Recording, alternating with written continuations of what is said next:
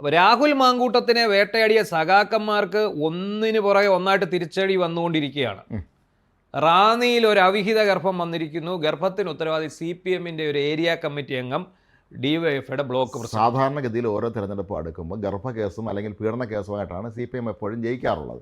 എല്ലാ തെരഞ്ഞെടുപ്പിലും നമുക്ക് ഓർമ്മയുണ്ട്. തങ്കമണി സംഭവം, മറ്റേ സൂര്യനെല്ലി സംഭവം, അതുപോലെ എന്താണ് നമ്മുടെ സോളാർ സംഭവം, അങ്ങനെ ഓരോ പെണ്ണേഴ്സിൻ്റെ പേരിലാണ് അവരെപ്പോഴും തെരഞ്ഞെടുപ്പ് ജയിക്കാറുള്ളത്. ഏതായാലും ഇക്കുറി അതൊന്നും അത്ര ഫലപ്രദമല്ലാത്ത രീതിയിൽ പോവുകയായിരുന്നില്ല, ഒഴിഞ്ഞുപോയി. പക്ഷേ ഈ പെണ്ണ് കേസ് ശരിക്കും ഇപ്പോൾ CPM-നെ പെടുത്തിയിരിക്കും. കാരണം ഇത് രാഹുൽ മാങ്കൂട്ടത്തിൻ്റെ കേസ് എല്ലാം ടെംപ്ലേറ്റ്സ് ആയിരുന്നു. ടെംപ്ലേറ്റ്സ് എന്ന് പറഞ്ഞാൽ അറിയാലോ, ഒറ്റ മാതൃകയിലാണ് പരാതിയും ഒറ്റ മാതൃകയിലായിരുന്നു കേസുകളും. കാരണം അത് ഒരാളാണ് അതിന് പിന്നിൽ കളിച്ചതെന്നുള്ളത് എല്ലാവർക്കും വ്യക്തമല്ല. അത് CPM-ന് വേണ്ടി ഒറ്റയാൾ എഴുതിയ പരാതിയാണ്. ആ പരാതി ഈ യുവതികളെ കൊണ്ട് ചെയ്ത് കൊടുപ്പിച്ചതാണ്. അയാളെ കള്ളക്കേസിൽ കുടുക്കി, കള്ളക്കേസെന്ന് പറയാൻ പറ്റിയ കേസുണ്ട്, പക്ഷേ അകത്ത് പോകാൻ തക്കതായിട്ടുള്ള കേസല്ലായിരുന്നു. അതിൽ കുടുക്കി ജയിലിലടച്ചു. ജയിലിലോട്ട് കൊണ്ടുവരുന്ന വഴി അയാളെ DYFIക്കാർ വളഞ്ഞു നിന്ന് ചീമുട്ട എറിഞ്ഞു. അയാളെ എങ്ങനെയൊക്കെ നാണം കെടുത്താമോ അതെല്ലാം കെടുത്താം. അത് പിണറായി വിജയന് നേരെ വിരൽ ചൂണ്ടി എന്നുള്ളതായിരുന്നു രാഹുൽ മാങ്കൂട്ടത്തിൻ്റെ പ്രശ്നം. പക്ഷേ ഇവിടെ വന്നിരിക്കുന്ന വിഷയം ഇതാണ്. റാന്നിയിലെ DYFIയുടെ ബ്ലോക്ക് പ്രസിഡന്റും ഏരിയ കമ്മിറ്റി അംഗവുമായിട്ടുള്ള അലൻ മാത്യു, നിങ്ങളുടെ നാട്ടിലാണല്ലോ സംഭവം. അതെ, ഈ അലൻ മാത്യു തന്നേക്കാൾ പ്രായത്തിൽ മുതിർന്ന ഒരു സ്ത്രീ, ആ സ്ത്രീ വിവാഹമോചിതയാണ്. അതെ, ഇവർ തമ്മിൽ സൗഹൃദത്തിലാകുന്നു. ആ സ്ത്രീയെ ഇയാൾ ദുരുപയോഗം ചെയ്യുന്നു, പല സ്ഥലത്ത് കൊണ്ടുപോയി ദുരുപയോഗം ചെയ്യുന്നു. അവർ ഗർഭിണിയാകുന്നു. അവരുടെ ഗർഭഛിദ്രം നടത്തുന്നു. രാഹുൽ മാങ്കൂട്ടം ഗർഭഛിദ്രം നടത്തിയതിന് തെളിവുകളൊന്നുമില്ല. ഭ്രൂണം ഉണ്ടെന്നൊക്കെ പറഞ്ഞെങ്കിലും ഇതുവരെ ഭ്രൂണമൊന്നും എത്തിയിട്ടില്ല. ഇത് ഇങ്ങനെ നടത്തിയതിന് ശേഷം ഈ യുവതിയും ഈ അലനും നിരന്തരം ഇങ്ങനെ സഞ്ചാരത്തിലാണ്, കറക്കത്തിലാണ്. അതിൻ്റെ എല്ലാ ഫോട്ടോകൾ ഫേസ്ബുക്കിൽ ഈ യുവതി പോസ്റ്റ് ചെയ്യുന്നുണ്ട്. ഇത് മാത്രമല്ല, ഈ അലൻ്റെ വീട്ടിൽ അവിടെ ചെന്ന് നിന്ന് ഞാൻ അലൻ്റെ വീട്ടിലാണ് എന്ന് പറഞ്ഞ് യുവതി ഫേസ്ബുക്കിൽ പോസ്റ്റ് ഇടുന്നുണ്ട്. ഞാനും അലനും കെട്ടിപ്പിടിച്ച് നിൽക്കുന്ന പടങ്ങളൊക്കെ ഒത്തിരി ഇടുന്നു. അവരെ ആ ഒരു പ്രണയത്തിൻ്റെ തീവ്രത വ്യക്തമാക്കുന്ന, നാട്ടുകാരുടെ മുഴുവൻ വിളിച്ചു പറയുന്ന ഒരു സംഭവം. അത് കൂടാതെ ഈ പെണ്ണ് ഹിന്ദുവാണ്. ഇവർ സ്പെഷ്യൽ മാരേജ് ആക്ട് പ്രകാരം വിവാഹം കഴിക്കാൻ വേണ്ടി രജിസ്റ്റർ ചെയ്തു. സ്പെഷ്യൽ ആക്ട് പ്രകാരം അത് നോട്ടീസ് ഇടും. ആ നോട്ടീസ് കഴിയുമ്പോഴാണല്ലോ ഇത് രജിസ്റ്റർ ചെയ്യുന്നത്.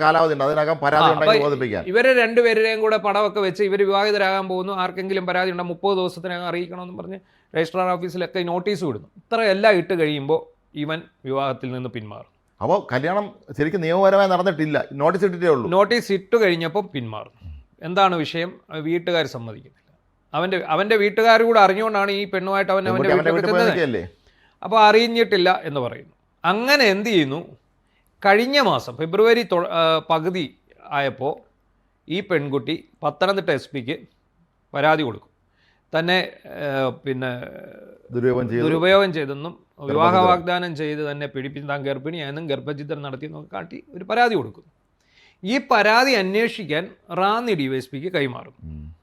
പിന്നീട് അവിടെ ഒന്നും സംഭവിക്കുന്നില്ല. അതെന്താണ് കാരണമെന്ന് ചോദിച്ചാൽ CPM-ന്റെ ജില്ലാ നേതൃത്വം ഇടപെട്ട് ഇത് അവിടെ പൂഴ്ത്തിയെന്നാണ് പറയുന്നത്. ഇലക്ഷൻ വരുന്നു. മാത്രമല്ല, രാഹുൽ മാങ്കൂട്ടത്തിന് ബദലായിട്ട് വേറൊരു മാങ്കൂട്ടം ഉയർന്നു വരികയാണ്. രാഹുൽ മാങ്കൂട്ടത്തിൻ്റെ ഗർഭചിത്രത്തിനൊന്നും തെളിവുകൾ ഇതുവരെ ഹാജരായിട്ടില്ല. പക്ഷേ ഇതിന് തെളിവുണ്ട്, ഈ സംഭവത്തിന് തെളിവുണ്ട്.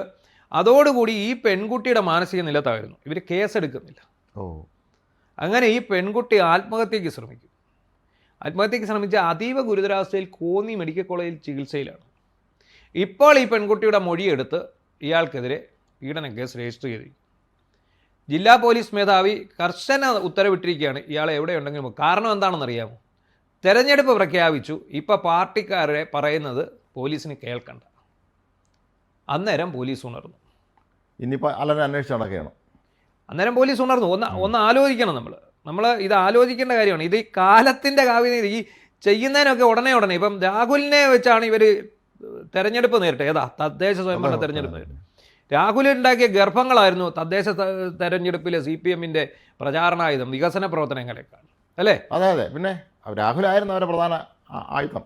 അപ്പോൾ ഇതാണ് പറയുന്നത്. ഈ എന്താ പറയുന്നത്, പണ്ടൊക്കെ ദൈവം പിന്നെ ഇപ്പോൾ ഉടനെ ഇപ്പം ഇത് വന്നിട്ട് കഴിഞ്ഞ മാസം തന്നെ നമുക്ക് ഇത് സംബന്ധിച്ച വിവരം കിട്ടിയിരുന്നു. ഈ കുട്ടി പരാതി കൊടുത്തിരുന്നെന്നും കുട്ടി കൊടുത്ത പരാതി സംബന്ധിച്ച വിവരങ്ങളും ഒക്കെ നമുക്ക് ലഭിച്ചിരുന്നു. പക്ഷേ നമുക്ക് അന്ന് ഇതൊരു FIR ഇടാത്ത കാരണം നമ്മൾ അന്ന് അത് പിന്നെ വാർത്ത ചെയ്യാതെ മാറ്റി വെച്ചിരുന്നു. അങ്ങനെ ഇനിയിപ്പോൾ 2 ദിവസമേ ഉള്ളൂ FIR ഇട്ടിട്ട്. അപ്പോൾ ഈ FIR ഇട്ടു എങ്കിൽ പോലും ഈ കോൺഗ്രസ്സിലെ ഈ തമ്മിലടിയുടെ ബഹളത്തിനിടയ്ക്ക് ഇതൊരു വാർത്തയായി മാറില്ല എന്ന് കണ്ടുകൊണ്ട് തന്നെയാണ് ഇത് വിവരം അറിഞ്ഞിട്ടും എല്ലാവരും വാർത്തകൾ അത് അല്പം മാറ്റി വെച്ചു. അപ്പോൾ ഇന്നലെ തൊട്ട് ഈ വാർത്തകൾ പ്രചരിച്ചു തുടങ്ങിയിട്ടുണ്ട്. ഇയാൾ ഒളിവിൽ പോയിട്ടുണ്ട്, ഈ നേതാവ് ഒളിവിൽ പോയത്. വേറൊരു കാര്യങ്ങളുണ്ട്. രാഹുൽ മാങ്കൂട്ടത്തിൻ്റെ അവിഹിത ഗർഭത്തിനെതിരെ സമരം നയിക്കാൻ സിന്ദാബാദ് വിളിക്കാൻ മുന്നിൽ നിന്ന ആളാ.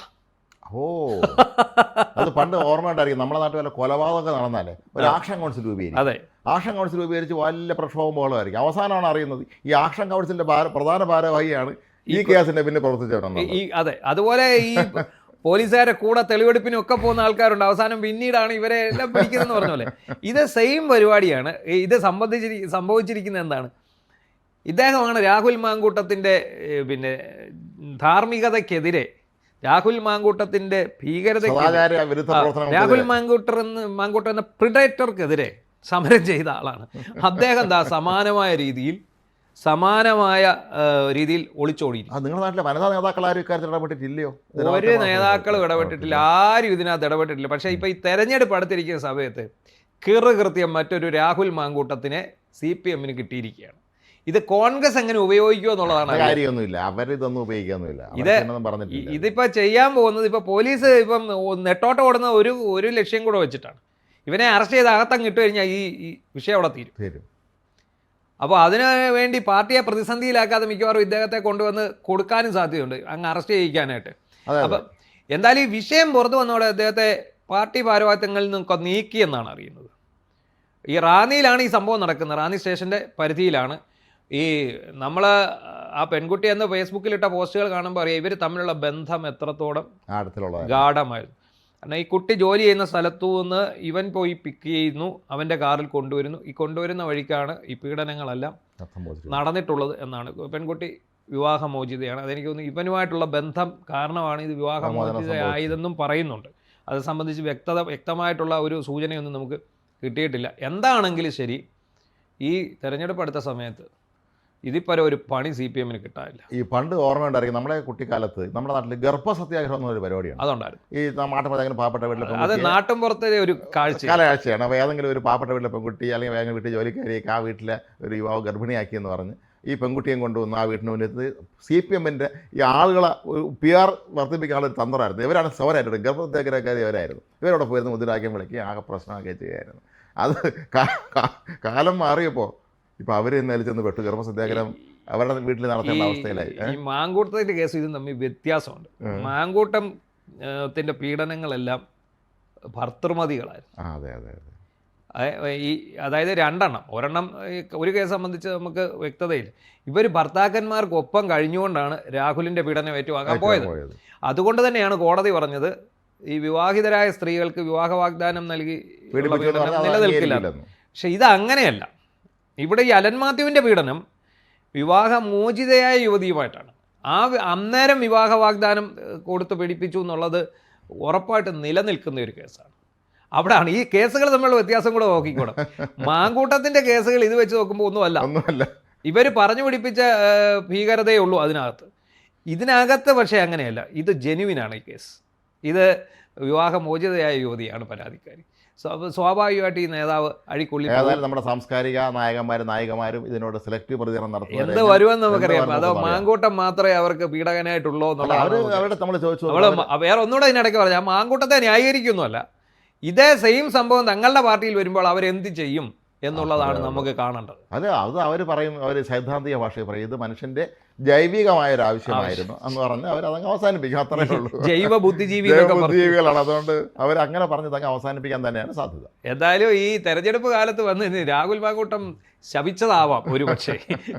എന്തായാലും അടുത്ത ദിവസങ്ങളിൽ ഇദ്ദേഹത്തെ ഉടനെ തന്നെ അറസ്റ്റ് ചെയ്ത് CPM മുഖം രക്ഷിക്കുമെന്നാണ് തോന്നുന്നത്.